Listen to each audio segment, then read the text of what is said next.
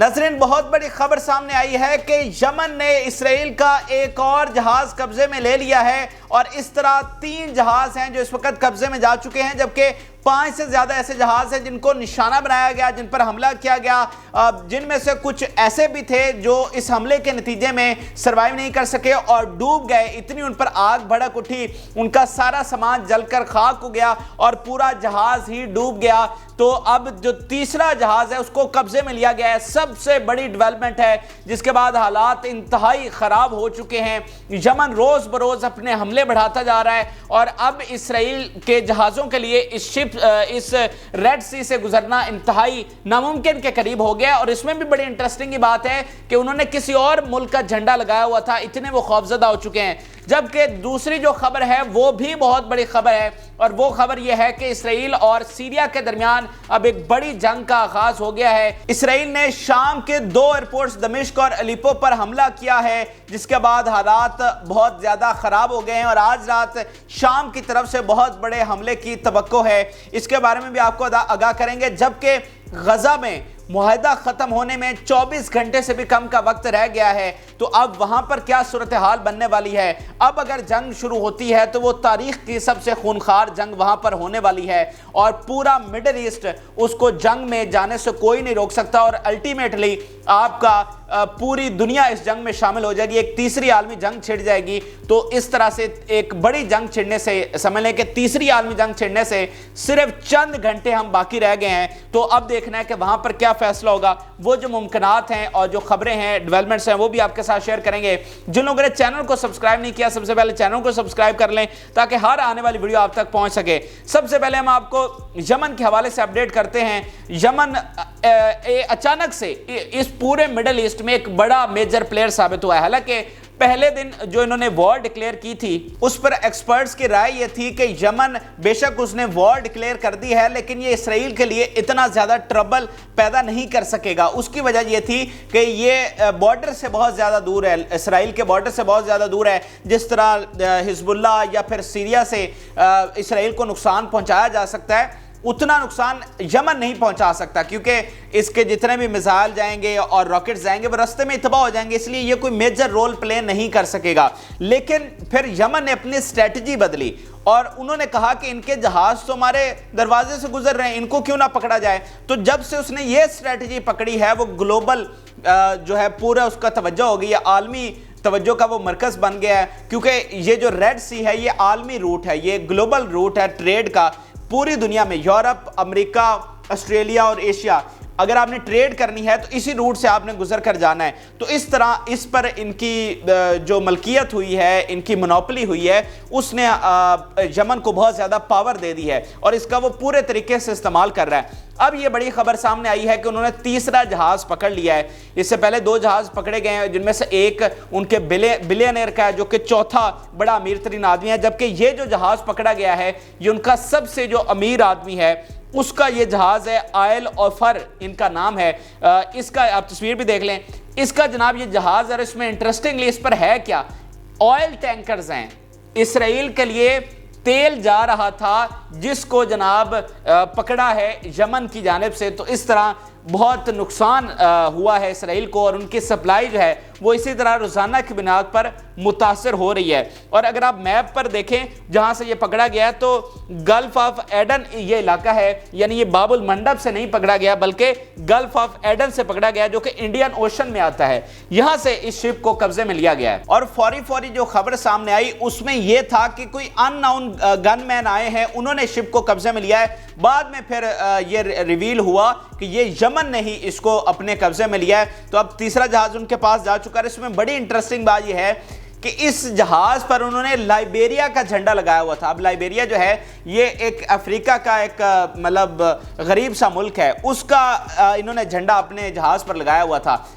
خوف چیک کریں ان میں، وہ سب سے امیر آدمی ہے اسرائیل کا، پھر اسرائیل کی آپ پاور آپ سمجھتے ہیں کہ آپ پتہ نہیں ان کو کیا بہاوا بنایا ہوا تھا۔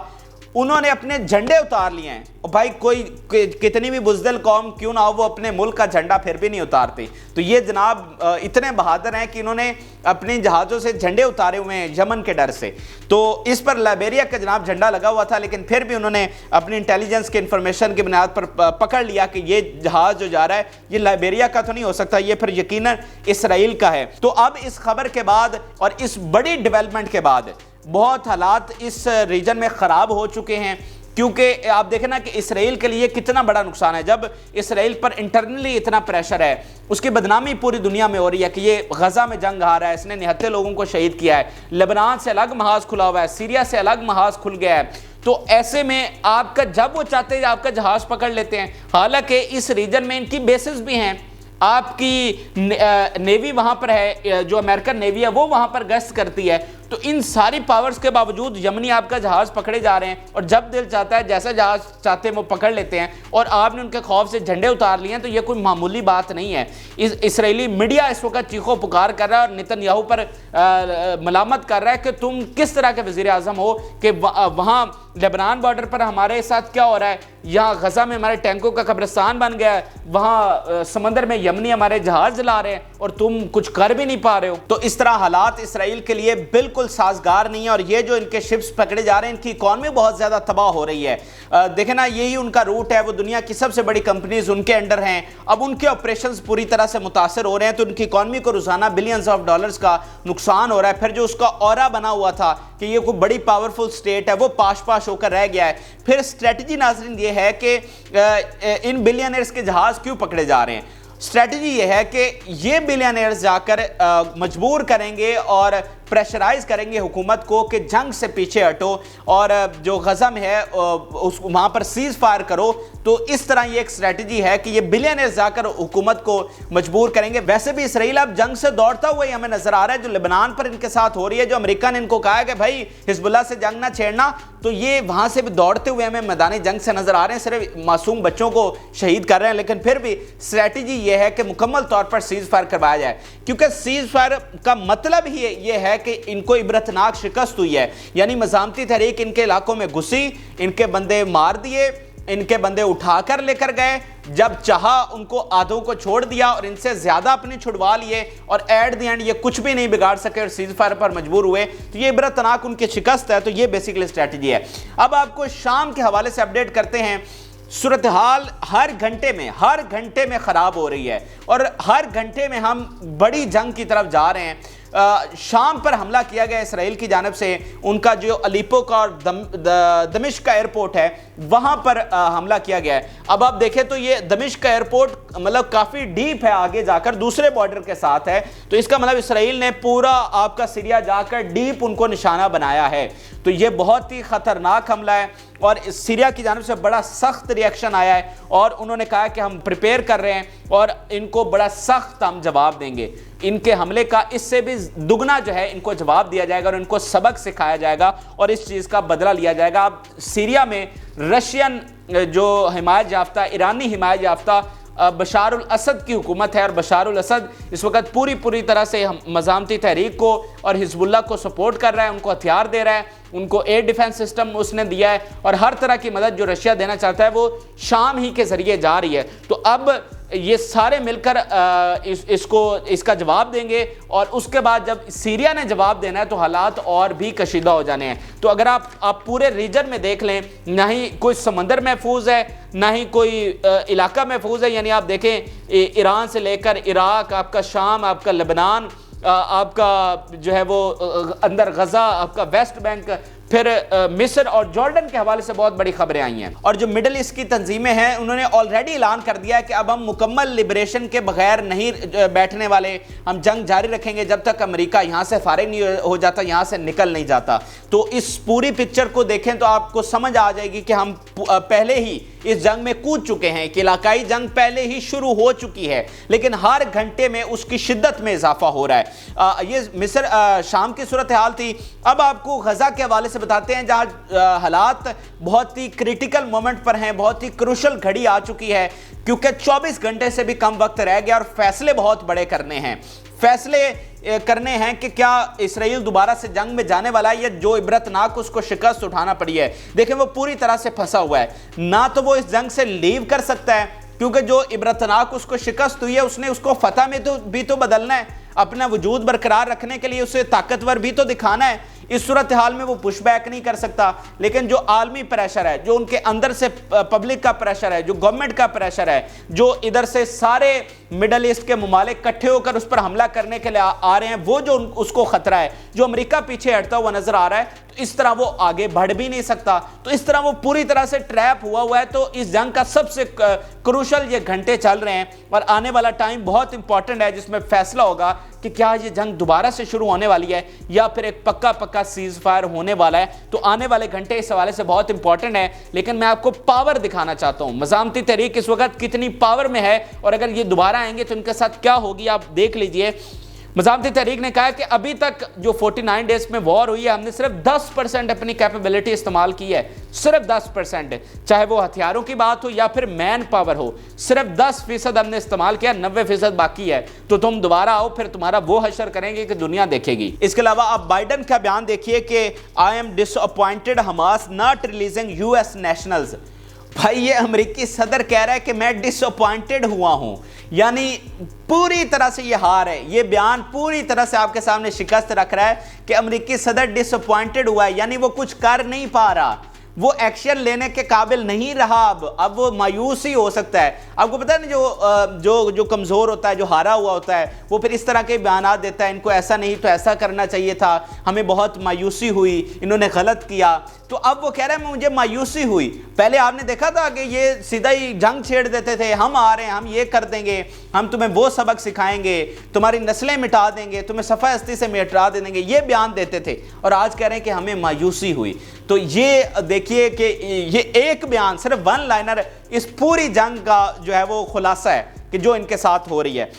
फिर आप देखिए कि मज़ामती तहरीक की जानिब से जो रशियन नेशनल्स थे उनको आज़ाद कर दिया गया है, उनको किसी डील के तहत नहीं, वैसे उनको आज़ाद किया गया है। ये उन्होंने गिफ्ट दिया है प्यूटन को, क्योंकि प्यूटन जिस तरह से सपोर्ट कर रहे हैं इस कॉज के लिए और जिस तरह से अंडरग्राउंड वो हेल्प कर रहे हैं, हथियार दे रहे हैं, एड दे रहे हैं, आलमी सतह पर सपोर्ट कर रहे हैं, सिक्योरिटी काउंसिल में सपोर्ट कर रहे हैं, तो प्यूटन के गिफ्ट के तौर पर जो रशियन नेशनल्स वहां पर थे उनको आज़ाद कर दिया है। तो मज़ामती तहरीक पूरी तरह से तैयार है, पूरी तरह से उसके हाथ ट्रिगर पर हैं, ऑपरेशनल स्टेटस में है, पूरी तरह जंग की उस स्टेटस में है और इंतजार कर रही है। अगर आपने आना है तो आ जाओ, पक्का फैसला अब कर लेते हैं। जो जंग छिड़ी हुई है अब तुम्हें हमेशा हमेशा के लिए मज़ा चखा देते हैं। जो तुम इधर 75 सालों से बड़े फन्ने खा बने हुए थे ना, अब तुम्हें मज़ा चखा लेते हैं। तो वो पूरी तरह से तैयार है। अब इसराइल भागता हुआ नजर आ रहा है, वो दुम दबाता हुआ नजर आ रहा है। तो अब देखना है कि वो अगले चंद घंटों में क्या फैसला करता है। हालांकि मैं आपको बताऊं, जो इसराइली मीडिया पर अगर आप उठाकर देखें तो इस वक्त वो ये डिबेट कर रहे हैं कि हमें वक्फे में इजाफा करवा लेना चाहिए। अभी हमारे फायदे में यह है कि ये वक्फा रहे, दोबारा जंग ना शुरू हो, ये हमारे फायदे में है। ये इस वक्त इसराइली मीडिया पर डिबेट चल रही है, जो जहां पर यह डिबेट होती थी कि इन पर न्यूक्लियर बम गिरा दो, ये इनके औकात ही क्या है, आज कह रहे हैं कि नहीं भाई इनसे जंग ना करो। ये हालात हो गए हैं। अब आपको इजिप्ट और जॉर्डन के हवाले से बता देते हैं, बहुत अहम खबरें वहां से आई हैं। और इजिप्ट के हवाले से खबर यह है कि उनकी जो आर्मी है वो हाईएस्ट लेवल ऑफ प्रिपेयर्डनेस पर है। इंतहाई जो आखिरी सदा होती है ना हाई अलर्ट की, उसके बाद फिर हमला होता है, वो उस स्टेज पर है कि बिल्कुल हाई अलर्ट पर है। बड़ी तादाद में फोर्सेस डिप्लॉय वहां पर कर दी गई हैं, टैंक्स, आपकी आर्टिलरी, आपका पूरा मतलब उन्होंने जंग की पूरी तरह से बॉर्डर पर तैयारी कर ली है। और ये अभी खबर आई है जो कि बहुत ही खतरनाक है, यानी मिस्र भी, हालांकि आप देखें ना कि इस पूरे मुआहदे में जो कलीदी किरदार है वो कतर और मिस्र का है। अभी कल रात भी जब मुआहदे में खिलाफ वर्जी हो रही थी तो मिस्र के जनरल्स वहां पर पहुंचे और माहौल को ठंडा किया। तो वो खुद अब अपनी फौज को तैयार कर रहे हैं। तो इसका मतलब उन्हें भी कुछ ऐसा नजर आ रहा है कि बड़ा भयानक वहां पर होने जा रहा है और वो अपनी पूरी जो फौजें हैं उन्होंने हाई अलर्ट पर रख दी। और फिर जॉर्डन का बयान बहुत इंपॉर्टेंट है। मैं आपको बार बार आपको बता रहा हूं कि जॉर्डन और इजिप्ट वो इस जंग से नहीं बच सकते। उसकी वजह सिर्फ उनकी स्ट्रेटेजिकल लोकेशंस हैं। आप देखें अगर यहां पर पूरी तरह से गजा पर कब्जा हो जाता है या वेस्ट बैंक पर, तो वो इनकी सिक्योरिटी पर सबसे बड़ा सवाल है। कल को इसराइल ने इनके इलाकों पर आकर कब्जा करना है, इनको डिस्टेबलाइज करना है। तो इसी तनाजुर में आप देखिए जॉर्डन का बयान के 2 स्टेट सोल्यूशन के बगैर हमारी सिक्योरिटी अचीव नहीं होगी। तो बैलेंस ऑफ पावर कायम रखने, आप छोड़ दे एफिलिएशन को, आप छोड़ दे कि वो मुसलमानों की फिक्र कर रहे हैं या इंसानियत की कर रहे हैं या नहीं कर रहे, छोड़ दें भाई। उनके अपने वजूद के लिए फ़लस्तीन का क्या ज़रूरी है। अगर फ़लस्तीन मिट जाता है तो इसराइल और इनका बैलेंस ऑफ पावर बिगड़ जाएगा, वो और भी पावरफुल हो जाएगा। तो इनके वजूद के लिए ख़तरा है कि अगर फ़लस्तीन कायम नहीं होता। तो यही बात तो अब उनको समझ आई है जो पहले नहीं आ रही थी। तो अब जॉर्डन बिल्कुल क्लियर है और उनकी फ़ौजें हैं वो भी आहिस्ता आहिस्ता मोबिलाइज कर रहे हैं बॉर्डर की तरफ, क्योंकि प्लान यह है कि वेस्ट बैंक के लोगों को जॉर्डन में धकेला जाए। तो ये वहाँ पर भी दोनों बॉर्डर पर, आप देखें ना, लेबनान आपका बिजी बॉर्डर हो गया, आपका सीरिया पर हमले, अब सिर्फ अगर जॉर्डन और मिस्र से हमले हो जाते हैं तो फिर सोचिए इसराइल का क्या बनने वाला है। इसके अलावा जनाब नेतन्याहू के गिर्द फंदा रोज बरोज उसके करीब आता जा रहा है, उसकी हुकूमत एक तरफ गिरती जा रही है और दूसरा उसको जो सज़ा जो उसने किया गजा में वो उसका अंजाम इंतहाई करीब है। और अब आलमी सतह पर इसका इंतज़ाम किया जा रहा है और अब आलमी सतह पर इसको सबक सिखाने के लिए तमाम चीज़ें हो रही हैं। बड़ी अहम डेवलपमेंट हुई है कि यूरोपियन जो ह्यूमन राइट्स की वहाँ पर उनकी तंजीम है, उन्होंने बड़ी अहम चीज़ की है। उन्होंने कहा है कि जो डेड बॉडीज़ इन्होंने निकाल कर लेके गए हैं, या अल-शिफा हॉस्पिटल से तदफीन शुदा डेड बॉडीज़ निकाल कर लेकर गए हैं, उन्होंने कहा कि इंटरनेशनल कमेटी बननी चाहिए, एक तो इन डेड बॉडीज़ की इन्वेस्टिगेशन और दूसरे जो इन्होंने वॉर क्राइम्स किए हैं उसकी इन्वेस्टिगेशन होनी चाहिए। जो इन्होंने वॉर क्राइम्स कमिट किए हैं उस पर इनको सज़ा मिलनी चाहिए। ICJ के सामने, इंटरनेशनल कोर्ट ऑफ जस्टिस के सामने इनको लेकर जाएं और इनको सख्त से सख्त सज़ा दें। अब ये यूरोप से आवाज़ें उठ रही हैं, कोई पाकिस्तान जैसा मुल्क नहीं कह रहा, यूरोप से आवाज़ें उठ रही हैं जो इनका सबसे बड़ा हिमायती है, वो कह रहे हैं कि इनको सज़ा दो, ये कोई मामूली बात नहीं है। फिर आप इसराइली मीडिया का बयान देखिए कि if a war ends today there will be no government, कि इसकी हुकूमत इतने ख़तरे में है, इतने ख़तरे में है कि अगर अभी जंग ख़त्म हो जाए, ये ऐलान हो जाए कि सीज़ फायर हो गया है, तो उसी वक्त इसकी हुकूमत धड़म से गिर जाएगी। क्योंकि देखें ना कि उनको भी तो ख़तरा है कि अगर अभी हमारी हुकूमत ही डिस्टेबलाइज हो गई तो फिर पूरी रियासत का वजूद ख़तरे में आ जाएगा। तो कुछ आपने वो टर्म तो सुनी हुई है कि वसी तर कौमी मफाद में, पाकिस्तान में तो ये बड़ी चलती है, तो आजकल इसराइल में ये चली हुई है कि वसी तर कौमी मफाद में नेतन्याहू बरकरार है। लेकिन जिस दिन ये जंग अगर ख़त्म हो जाती है, अभी हो जाती है, तो ये अभी अपनी कुर्सी से फारिग हो जाएगा और फिर अगला मरहला है ICJ के सामने इसको प्रेजेंट करना और वहां पर इसको सजा दिलवाना। इसके अलावा एक दो और चीज़ें बड़ी इंपॉर्टेंट आपके सामने रखनी है। जो ख़वातीन वहां से रिहा हो रही हैं, उनके जो बयानात आ रहे हैं वो भी रूह कांप जाती है, यकीन मानिए, और आंखों में आंसू आ जाते हैं कि ये ख़वातीन कितने साल साल ये इसराइली कैद में रही हैं और उन बेचारियों ने क्या क्या बर्दाश्त किया, और ये बेगुनाह थी, कोई इनका कसूर नहीं था, सिर्फ इनको तकब्बुर में उठा लिया गया। ये सीनियर तरीन जो प्रिजनर खातून रिलीज़ हुई हैं, उन्होंने क्या बयान दिया, वो कहती हैं कि जो इसराइली और वहाँ पर ऑफिसर्स हैं जेल में, उनको कुछ भी करने की इजाज़त है, वो टॉर्चर करें, वो मारें, वो जो मर्जी करें वो कर सकते हैं, उनको कोई पूछ गिछ नहीं है। इवन वो कहती हैं कि जो प्रिजनर स्प्रे है गैस का वो तक किया जाता है और उसके नतीजे में डेथ हो जाती है ख़वातीन की। मतलब इतना टॉर्चर इनके साथ वहाँ पर किया जाता है। फिर इसके अलावा एक और बात सामने आई है कि वहाँ पर जो मर जाते हैं फ़लस्तीनी, उनको ये दफन भी नहीं करते और वहाँ पर उसको रेफ्रिजरेटर में रख देते हैं, और ताकि घर भी ना पता चले और घर वालों को ये लगे कि वो जेल में हमारा प्यारा जिंदा है, हालांकि वो मर चुका होता है। और उनकी डेड बॉडी को भी ये रिलीज़ नहीं करते, उनकी डेड बॉडी को भी दफन करके उसको सुकून नहीं लेने देते, उनकी डेड बॉडीज तक को कैद रखा हुआ है। ये बात अब सामने आई है। इस तरह का जुल्म कोई पूरी दुनिया में हो रहा है जो इस वक्त इसराइल कर रहा है। फिर रिपोर्ट आप देखिए कि 13,000 से ज़्यादा बच्चे हैं जो सन 2000 से लेकर अब तक इन्होंने कैद किए हैं। 13,000 से ज़्यादा बच्चे। और ये कौन सी जमहूरियत है, ये कौन सा मुल्क है जिसे ये मगरब और अमेरिका बड़ा कहते थे कि ये तो अल्लाह के बड़े चुनिंदा लोग हैं। वो ये चुनिंदा लोग हैं जिन्होंने 13,000 से ज़्यादा बच्चों को पकड़ा हुआ है। फिर जनाब गजा में मुआहदे की खिलाफ वर्जियाँ भी हो रही हैं और आज एक किसान जो है उस पर गोली चलाकर उसको शहीद किया गया है। 2, 3, 4 ऐसी बड़ी वायलेशंस हुई हैं जिसमें आज ये वायलेशन है, यानी आपने फायर नहीं खोलना लेकिन उसके बावजूद आप सिविलियंस पर फायर कर रहे हैं। और इसी बात का कल मज़ामती तहरीक ने बड़ा गुस्सा मनाया था कि और उन्होंने इनके कैदी रिहा करने से इनकार कर दिया था कि तुम लोग मुआहदे की खिलाफ वर्जी कर रहे हो, तुम फिर जो निहत्ते हैं उन पर गोलियां चला रहे हो, लेकिन ये उससे बाज नहीं आ रहे। तो ये आम तरीन अपडेट्स हैं जो कि आपके साथ शेयर की। आप अपनी राय ज़रूर आगाह करें। इजाज़त जी, अल्लाह हाफ़िज़।